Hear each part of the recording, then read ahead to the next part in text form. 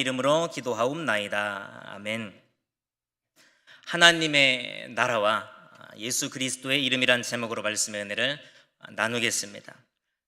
지난 시간 돌이켜보면요, 스데반이 죽었죠. 하나님 나라와 예수 그리스도의 이름을 위해 믿음을 지키다가 순교를 당하게 되고요, 스데반의 죽음에 앞장섰던 어떤 인물이 새롭게 등장합니다. 누구죠? 사울이죠.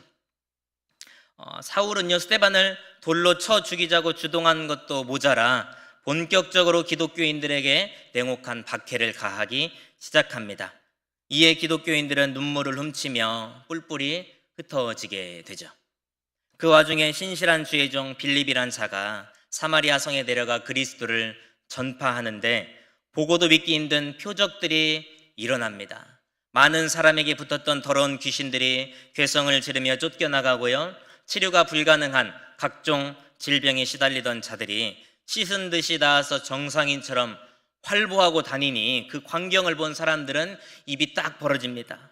닫아지지가 않는 거죠. 그러니까 8절에 암울하고 소망 없던 사마리아 성읍에 큰 기쁨이 있더라. 아멘이죠. 오늘 이 시간 생기를 잃어가고요, 메말라가는 여러분의 심령 가운데 예수 그리스도의 이름으로 하나님의 나라가 임하여 큰 기쁨이 회복되시기를 주님의 이름으로 축원합니다. 하늘의 소망을 두고 사는 자들이 얼굴에 먹구름만 가득해서야 되겠습니까? 얼굴로 기쁨을 증언하는 그리스도인, 한번 웃어보시죠. 웃어보세요. 농담이 아니에요. 얼굴로 우리가 진짜 구원받고 천국을 바라보고 있는 자들이라는 것을 향기로 드러낼 수 있어야겠죠. 그런데요, 그리스도로 말미암아 큰 기쁨을 얻는 사람들을 보고요, 사탄이 가만히 있겠습니까? 아니죠. 기쁨을 어떻게 하면 절망과 슬픔으로, 불행으로 바꿔볼까? 무진장 발악하는 마귀가 시몬이라는 마술사 안에 들어가서 역사를 하기 시작합니다. 복음의 전파를 방해하는 거죠. 이미 빌립이 사마리아 성에 오기도 훨씬 전부터 사탄의 역사는 진행되고 있었습니다. 시몬이라는 마술사를 통해서 말입니다. 그런데 사기 행각에 불과한 거죠. 사기 행각입니다. 여러분 속지 마세요. 두려워할 필요도 없습니다. 그리스도는 이미 승리하신 줄로 믿습니다. 그 안에 거하시는 여러분도 승리하셨습니다. 우리 인생 기쁨도 잠시요, 예수님으로 큰 기쁨을 누릴 만하면 보세요. 빌립이 왔어요. 사마리아 성에 임하니까 빌립이 말하는 예수 그리스도 때문에 큰 기쁨이 있게 됐습니다. 그 큰 기쁨이 얼마 오래 갑니까? 가기도 전에 시몬이 또 나타나가지고 방해를 하는 거죠. 우리 인생이 이와 같지 않습니까? 예수님으로 큰 기쁨을 누릴만 하면요, 또 시몬이라는 자가 큰 산처럼 우리 인생 앞에 나타나 버티고 서는 거죠. 우리를 괴롭게 하죠. 끝이 없는 고난이 지긋지긋합니다. 신앙생활에 회의감이 들지도 모르겠습니다. 그러면 하나님의 은혜가 작아 보입니다. 하나님의 능력은 전능하신데 무력한 것처럼 느껴지기 시작합니다. 하지만 기억하십시오. 그 모든 것들, 지금 여러분 누리는 기쁨보다, 지금 당하는 고통보다 더 크고 찬란한 기쁨을 주시기 위한 하나님의 테스트일 수도 있습니다. 넘어지지 마시고 발판 삼아 갑절로 도약하실 수 있기를 바랍니다. 9절에 빌립은 마술을 행하여 사마리아 백성을 놀라게 하며 자칭 큰 자라고 떠들어대는 거죠. 이렇게 대중을 현혹하는 시몬이라는 자와 맞닥뜨리게 됩니다. 이 시몬은 신비한 마술적 능력으로 사람들에게 위대한 존재로 비춰지고 있던 자였습니다. 천상적인 능력의 소유자나 신적인 존재로 여겨지고 있었다고 해도 과언이 아닙니다. 복음이 들어가기 전까지는 우리 마찬가지죠. 예수님을 진정으로 믿기 전까지는 미신적인 요소들이 우리의 생각과 삶을 지배하는 것이죠. 예수님을 믿었다면서도 과거의 미신적인 것들을 여전히 내려놓지 못하는 것들, 어떤 것들이 있는지 한번 세어보시면 좋겠습니다. 10절에 보시면 낮은 사람부터 높은 사람까지 다 시몬을 추종하고 따라다닙니다. 이렇게 시에 큰 악센트가 들어가는지 모르겠어요, 저도. 그러면서 외치죠. 이 사람은 크다 일컫는 하나님의 능력이라. 시몬은 하늘에서 내려온 신이 아닌가? 이미 전부터 사람들의 혼을 빼놓을 만큼 마술을 부려왔기 때문에 신적인 존재로 추앙받고 있었다는 거죠. 왜 그렇게 요즘 이단 사이비들도 그러지만 왜 그렇게 추종 세력들이 생겨날까요? 우리가 봤을 때는 왜 저기 넘어갈까 하는데 그건 바로 마술의 목적이 말해줍니다.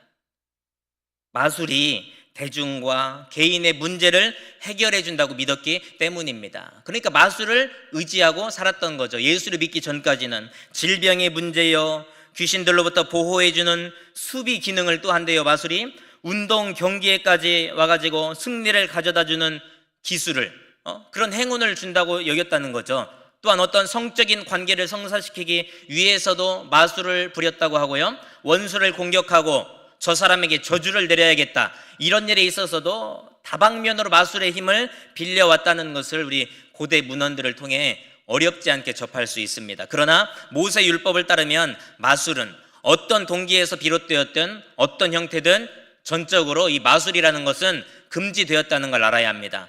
레위기 19장 31절 보시면 너희는 신접한 자와 박수를 믿지 말며 그들을 추종하여 스스로 더럽히지 말라. 나는 너희 하나님 여호와이니라 말씀했고요. 레위기 20장 6절에서는 접신한 자와 박수무당을 음란하게 따르는 자에게는 내가 진노하여 그를 그의 백성 중에서 끊으리니 라고 이렇게 명시하고 있다는 것을 지금 21세기 첨단 문명 시대를 사는 우리도 결코 잊어서는 안 됩니다. 사마리아 성읍 사람들은 사실상 세뇌당한 겁니다. 세뇌. 사탄의 놀이개로 종노릇하며 기만당하고 있었던 거죠. 언제까지요? 빌립을 만나기 전까지요. 대중들은요, 시몬을 일컬어 이럽니다. 순교자 유스티누스가 말하듯이 시몬은 모든 능력과 권위와 힘 위에 존재하는 하나님으로 여겨졌다는 거죠. 그러나 그의 마술은요, 본질적으로 하나님의 능력이 아니었습니다. 속임수에 불과했다는 거죠. 마법적인 그저 기술에 지나지 않았던 것입니다. 사랑하는 여러분, 여러분의 믿음은 하나님의 능력에서 온 것입니까? 섬김과 봉사는 하나님의 능력으로 하시는 것입니까? 아니면 나를 드러내려고 내가 천사처럼 보이고 나 믿음 이 정도 된다고 뭔가를 입증해 보고 싶어서 그러는 간교한 속임수에 불과한 것입니까? 여러분은 교회 안에서, 가정에서, 일터에서 시몬이십니까? 아니면 빌립이십니까?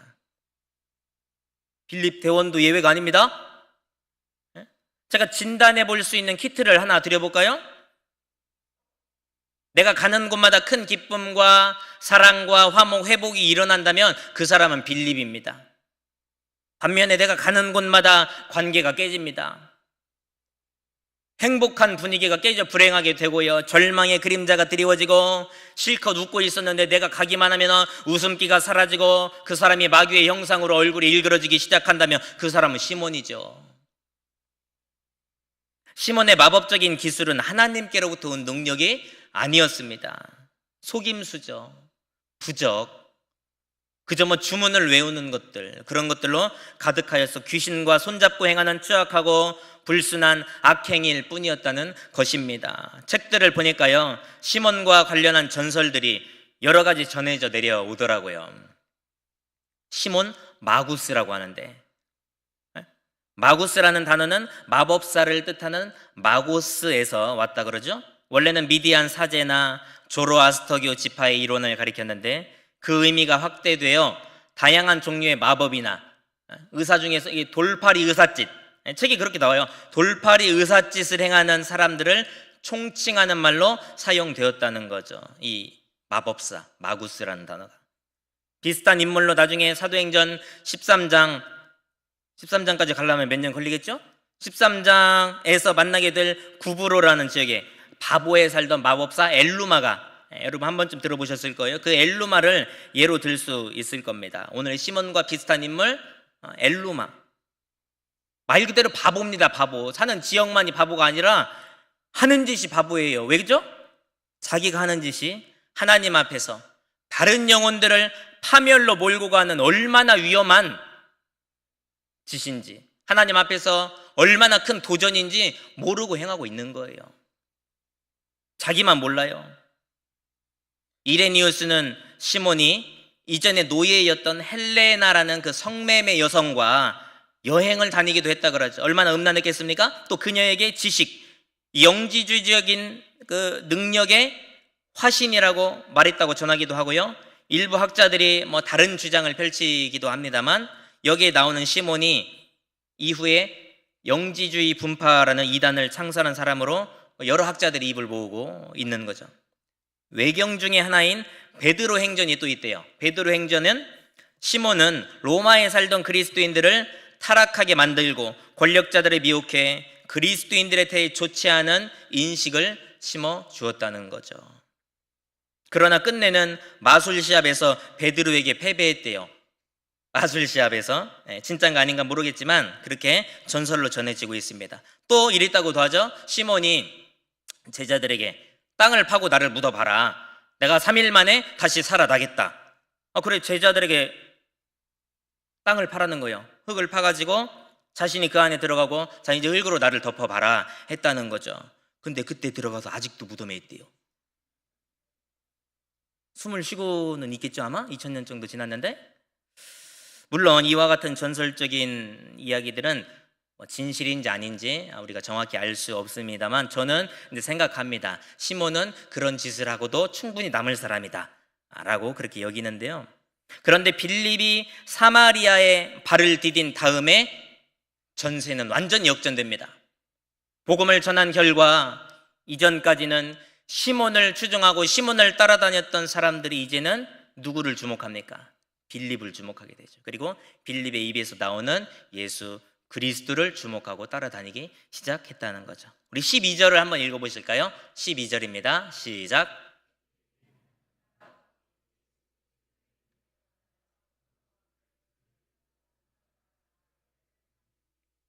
아멘. 예수의 이름을 믿는 것은 우연히 되는 것이 아닙니다. 뭔가 예수의 권능으로 일어나는 놀라운 일을 보거나 듣거나 충격적인 일을 경험하거나 어떤 변화를 겪었을 때 예수 이름을 믿게 되는 거죠. 내 의지와 결단으로 되는 것이 아닙니다. 예수님께서 말씀을 부어 주실 때 성령께서 우리의 다친 영혼을 풀어 헤치시고 우리 안에 들어 오셔야 하는 것입니다. 믿음은 내가 만드는 게 아니죠. 성령을 통해 생성되는 것이죠. 생겨나는 것이죠. 그리고 예수를 믿는다는 것은요, 예수님의 사역 가운데서 가장 중점적으로 다루신 사역이 뭐죠? 주제가 뭐였죠? 바로 하나님 나라 아닙니까? 하나님 나라를 받아들이는 것으로 믿음이 시작된다고 볼 수 있습니다. 어떤 학자는 또 그럽니다. 시몬의 믿음을 또 그 사마리아 사람들의 믿음을 빌립의 설교에 대한 지적인 동의에 불과하다는 거죠. 그러니까 사마리아 사람들이 뭐 회심을 하고 예수님을 믿고 또 제자가 되겠다고 따라다녔다고 하는데 이것은 진짜 믿은 게 아니다. 그래 그냥 귀한 말씀 감사합니다. 네 설교 잘 들었습니다. 나중에 또 만나요. 뒤 돌아서면 다시 이방 종교를 따라가고 뭐 이런 격과 같다는 거죠. 그런데요 나중에 16장 34절과 18장 8절에서 하나님을 향한 진짜 믿음이요, 진정한 믿음에 대해 설명할 때도 피스토라는 단어를 썼다는 거죠. 진짜 믿음을 설명할 때 그 사실을 유념한다면 하나님의 나라와 예수 그리스도의 이름에 관한 빌립의 설교를 듣고 사마리아 사람들이 진정 죄에서 돌이켰고요, 하나님께로 진심으로 마음이 향했다는 것으로 우리가 그렇게 봐야 합니다. 피상적인 믿음만 가진 게 아니라 회개하고 세례를 받는 데까지 나아갔다는 거죠. 뭐 하나님이 하시면 이 정도 일 일어나는 거 아닙니까? 일어나잖아요. 이 사실을 만약에 부인한다면 베드로의 설교를 듣고 하루에 몇천 명이요? 네? 3천 명이고 또 그 뒤에 가보면 뭐 5천 명이 되고 에이 하루에 뭐 그런 일이 어떻게 일어나? 그럼 다 믿을 것이 없는 거죠. 하나님을 믿으신다면서요. 그것들도 다 소설이 되고 말겠죠. 주의 성령의 역사를요, 그리스도의 복음을 우리가 축소 해석하고 평가하는 실수를 우리 범하지 말아야 합니다. 믿음이 상식이나 이성과 과학 안에 갇혀 있어야 되겠습니까? 초월해야죠. 뛰어넘어야 역사가 일어나는 줄로 믿습니다. 그렇다면 시몬 마구스는 13절 보시면 믿고 세례까지 받았다고 나옵니다. 시몬도. 그리고 전심으로 빌립을 따라다니기 시작합니다. 그러면서 나타나는 각종 표적과 큰 능력을 보고 감탄하며 박수도 칩니다. 여러분 박수 한번 쳐보세요. 박수. 잘 쳐보세요. 박수. 네. 중간에 건강도 챙겨드리잖아요. 그렇게 따라다녔어요. 그러면 아까 사마리아 성읍의 사람들은 진짜 예수님을 믿었다고 회심했다고 했는데 이 시몬 마구스는 완전 미신에 찌든 사람 아닙니까? 신적인 존재로 추앙받던 이 시몬 마구스는 진짜 믿은 게 맞나? 진실로 회심을 하고 믿음을 가진 게 맞은 걸까요? 뭐 정확히 답변 드릴 수는 없겠습니다만 대부분의 학자들은 시몬이 믿은 거는 맞지만 진정성이 조금은 포함되어 있지만 대부분은 피상적이고 부분적인 믿음이라고 이렇게 보기도 합니다. 일종의 혼합주의적 믿음이죠. 혼합주의적 믿음. 여호와도 섬기고 뒤돌아서서 금송아지 앞에 또 절하고 과거의 이스라엘 백성들 마냥, 그죠? 그러나 분명한 것은 이제 그 이어지는 내용을 통해서 우리가 좀 알 수 있습니다만은 지금 현재 믿음은 좀 가짜일 확률이 높다고 봅니다. 왜냐하면 의도를 보면 알 수 있습니다. 의도. 전심으로 빌립을 따라다녔습니다. 보통 이 단어는 끈질기게 계속하다, 고수하다라는 뜻을 갖는데 오늘 본문에서는 다른 사람에게 충직하게 또는 시중을 들면서 들러붙는다. 그런 사람 피곤하죠? 끈적이게 들러붙는 사람들이 있어요. 손 많이 가는 사람들. 그런 의미로 쓰였다고 하죠. 그러면 의도가 그 빌립을 왜 따라다녔냐는 거죠. 자기를 부인하고 자기 십자가를 지고 예수님을 따르기 위해서 그랬을까요? 천만에요. 17절로 건너가 보시면 베드로와 요한이 사마리아에 오게 됩니다. 와보니까 주 예수의 이름으로 세례를 받았는데 아직 한 사람에게도 성령 내리신 일이 없는 거죠. 그러니까 두 사도가 그들에게 이제 일일이 안수를 해줍니다. 그러니까 한 명씩 성령을 받기 시작합니다. 그걸 보고는 18절에 시몬이 사도들에게 이제 돈뭉치를 내밀면서 19절에 이 권능을 내게도 주어 누구든지 내가 안수하는 사람은 성령을 받게 하여 주소서 강청합니다. 여기에 담긴 의도가 뭐냐는 거죠. 진짜 시몬이 저 성령의 사람이 되고 싶습니다. 성령의 사람이 되어 하늘나라 복음 확장에 쓰임받고 싶습니다. 이런 의도였냐는 거죠. 시몬은요, 사도들이 다른 사람들에게 너 원해? 오케이, 내가 성령 줄게. 너도 원해? 성령 줄게. 이런 식으로 원하기만 하면 성령을 부여해주는 권능이 사도들 자체에 있다고 착각했습니다. 그러니까 시몬은 단지 자기가 성령 받는 것을 뛰어넘어서 성령을 다른 사람들에게까지 나눠주는 능력을 갖고 싶었던 거죠. 그런데 여기까지는 시몬이 성경에 대해 아는 것도 아니고 신학에 대해서 아는 것도 아니고 믿었다면 이제 초신자 아니겠습니까? 그럼 저도 저거 갖고 싶어요, 능력 주세요 하면 애교로 봐줄 수 있습니다. 우리 어린 아이들처럼 애교로 봐줄 수 있어요. 그런데 시몬의 내면에 은밀한 욕망이 또 끌어오르기 시작했다는 겁니다. 사도들이 행한 그 인상적인 기적들, 표적들을 자기 마음대로 일으켜서 다시금 자신의 주춤했던 마법 사업이라고 해야 되나? 마법 사역이라고 해야 되나요? 그런 마법적인 기술들의 날개를 하나 더 달고 싶었던 것이죠. 오늘 우리의 기도는 어떠냐는 거죠. 우리의 기도, 시몬처럼 나의 은밀한 세속적인 야망들을 이루기 위해 어린아이가 떼쓰는 그것과 같지는 않습니까? 그것이 하나님 나라와 예수 그리스도 이름과 어떤 관련이 있는지 한번 생각을 해보시죠. 기도요, 봉사와 섬김 좋죠. 그럼 목적이 뭐냐는 거죠. 시몬은 자꾸 세네 발음이.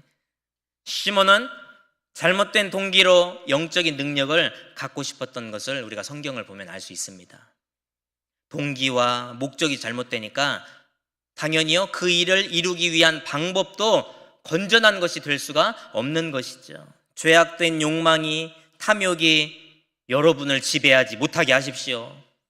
오직 말씀만이, 성령만이 여러분을 지배하게 하시기 바랍니다. 내가 하는 모든 것, 내가 지금 보내는 모든 시간이 나의 목적이 아닌 하나님의 목적이 되게 하실 수 있기를 간절히 바랍니다. 그 뒷일은 몰라요. 뭐 진짜 나중에 뭐 예수님 믿고 전도사 정도까지 됐는지 시몬이 거기까지는 알 수 없습니다만은 현재 시몬의 믿음은 거짓이 많이 혼합되어 있습니다. 아직도 마술사 시절 시몬에서 탈피하지를 못하니까 혼합주의 종교심에 머물러 있는 것이죠. 성령이 부어지는 그 거룩하고 신비한 과정마저도 그저 이방 종교의 마술적 방식 중에 하나이겠거니 이렇게 이해하고 있는 거죠. 예수 그리스도를 믿고 여러분 성경을 삶의 절대적인 길잡이로 삼으십니까? 그렇다면서 여전히 전통적인 사상과 우리나라 대대로 내려오는 기독교와는 전혀 관련 없는 미신적 요소들을 가지고 그것을 성경보다 복음보다 위에 올려놓고서는 그것의 지배를 받고 여러분 아직도 사십니까? 그러면 시몬처럼 혼합주의 종교에서 아직도 벗어나지 못하신 거예요. 우리 장례 문화를 봐도요, 개선되어야 될 점이 여러 가지가 있어요. 사람이 죽고 나서 화장하면 천국 못 가요? 하나님이 나중에 그 가루들 다 못 찾아요?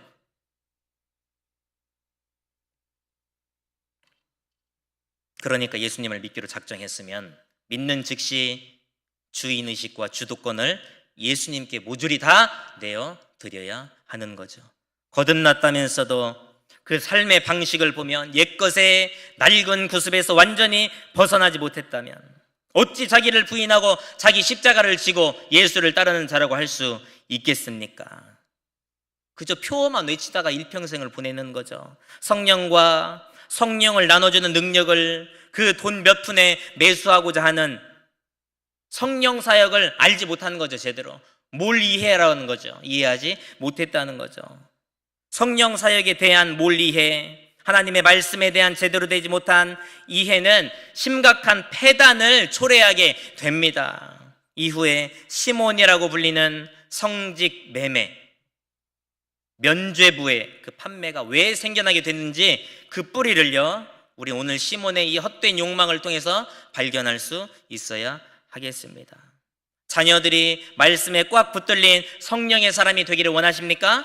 저 원합니다. 그러면 내가 먼저 내 안에 있는 미신적인 요소들, 세상적인 그 욕망들 다 뽑아내버려야죠.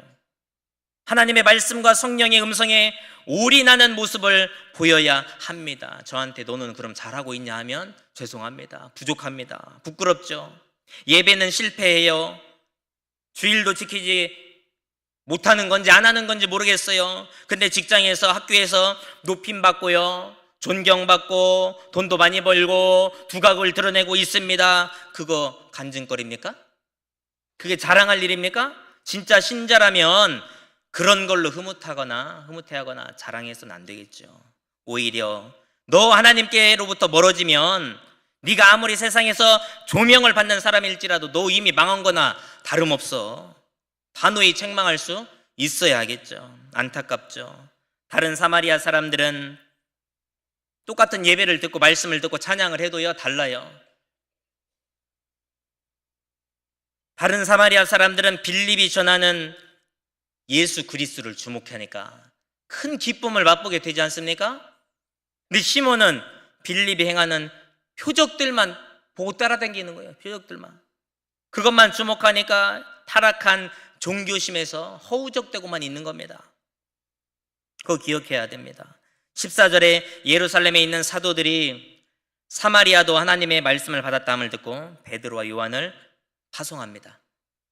와서 보니까 주 예수의 이름으로 믿는다고는 하는데, 세례는 받았는데 성령을 받은 사람은 한 사람도 없는 겁니다. 이거 이례적인 일이기도 합니다. 2장 보시면 예수 그리스도의 이름으로 세례를 받으면 성령의 선물을 받을 것이라 말씀하셨습니다.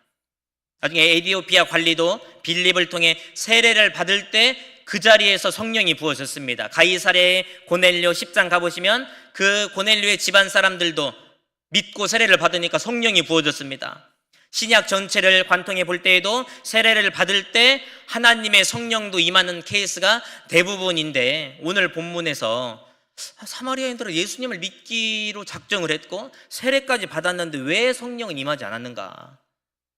의아하죠. 어떤 이들은 성령의 보류라고 하기도 하는데요. 어떤 학자는 그들이 예수님을 믿는다고 하고 세례는 받았는데 그 믿음이 온전한 믿음이 아니다. 거기에 흠이 있다. 결격 사유가 있기 때문에 성령을 받지 못하는 것이다.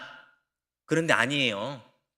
만일 믿음이 온전한 것이 아니었다면 사도들이 와서 다시 가르쳤겠죠. 너희들 그렇게 믿음 가지면 안 된다. 너희들의 믿음에 오류가 있다. 바로 잡아준 다음에 그래 그 정도면 됐다. 내가 안수를 해주겠다. 응?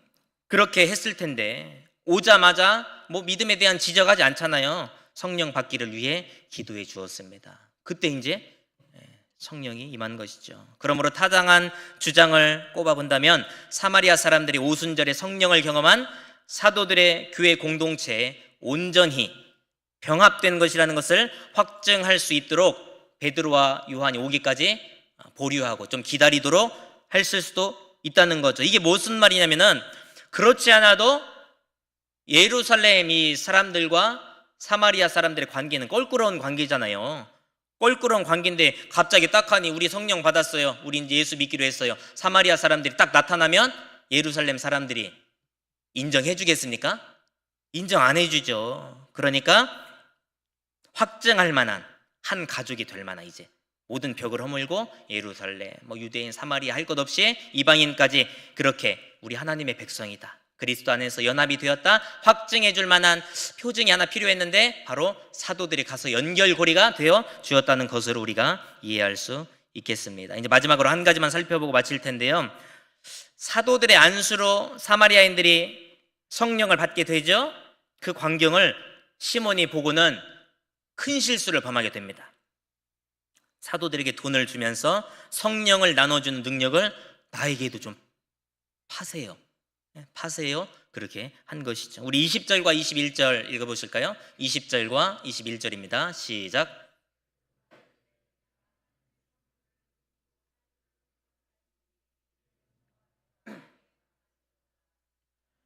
내 마음이 바르지 못하니 이 도에는 내가 관계도 없고 분깃될 것도 없느니라. 아멘.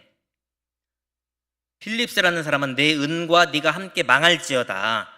이 대목을 이제 원색적으로 좀 번역했는데요. 너와 너의 돈이 지옥에 떨어지기를. 그냥 아까 전에 망한다고 나왔는데 원색적인 표현은 지옥에 떨어질 것. 너 돈이랑 너 같이 지옥에 떨어진다는 거죠.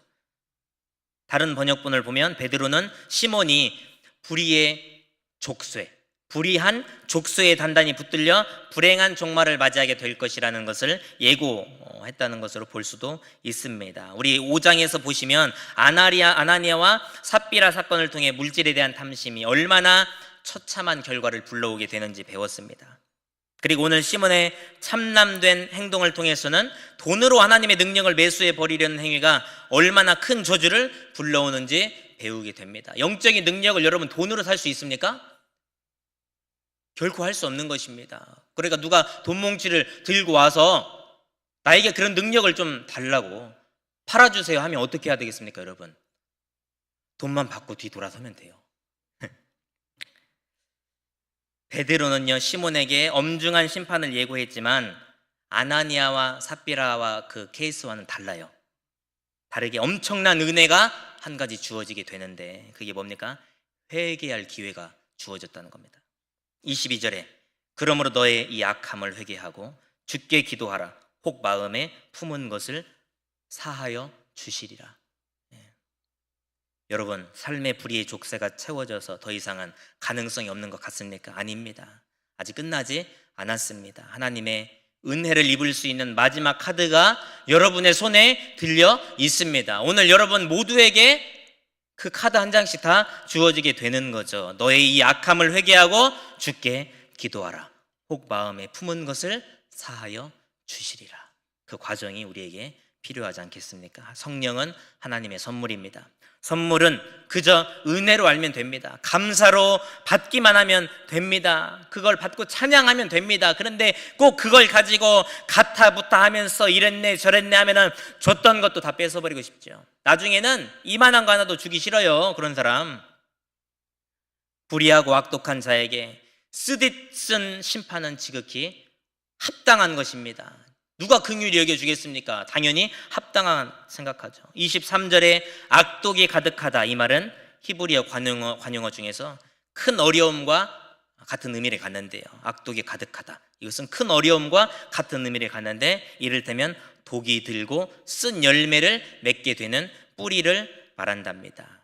뿌리가 악독이 가득한데요, 어떻게 거룩한 열매를 맺을 수 있겠습니까? 뿌리가 악독이 가득한데 어떻게 나의 혈통에서 나온 자손들이 거룩한 하나님의 백성으로 세상을 이기며 살 수 있겠습니까? 바라는 것이 욕심이죠. 참남된 것이죠. 내가 먼저. 베드로의 저주에 시몬은 두려움에 떨면서 자신에게 그와 같은 저주가 임하지 않게 해달라고, 기도해달라고 사도들에게 통사정을 합니다. 어느 책에는 그랬대요. 이 자신만만하고 신적인 존재로 자기가 그렇게 여김을 받을 때는 언제고, 그렇게 마법사 행위를 하면서 하나님을 모독하고 그러고 할 때는 언제고, 저주받을까봐 훌쩍훌쩍 시몬이 계속 사도들 옆에서 울고 있었다고, 그렇게 기록한 책들도 있다고 합니다. 말씀을 맺겠습니다. 신명기 30장 15절에 보라, 내가 오늘 생명과 복과 사망과 화를 내 앞에 두었다라고 말씀합니다. 여러분 이제 선택하셔야 합니다.